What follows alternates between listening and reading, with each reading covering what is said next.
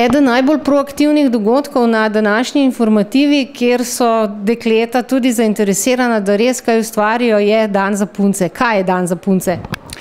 Ja, Dan za punce je sicer načeloma en fiksen dan, letos je bil to 25. januar,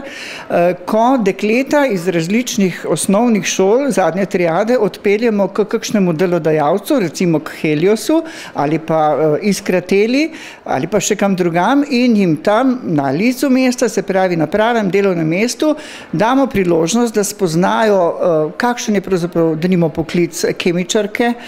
tehnice v kemiji ali pa inženirke v kemiji ali pa doktorantke v kemiji, kaj pravzaprav ti ljudje tam počnejo in da tudi sebe nekje slikajo v svoji prihodnosti v takšnih bolj tehničnih poklicih, kajti načeloma se dekleta bistveno raje odločajo za poklice najprej skozi gimnazijo, za bolj mehke poklice, za ekonomijo, za pravo, no veliko je tudi interesa seveda za medicino med dekleti, ampak vendar radi bi jim odprli pot, tudi pri sebi razmišljati o recimo biti v elektroniki, v energetiki, tam je še zelo veliko prostora. Zakaj pravzaprav je to pomembno? Vedno več mladih ostaja brezposelnih, pa čeprav imajo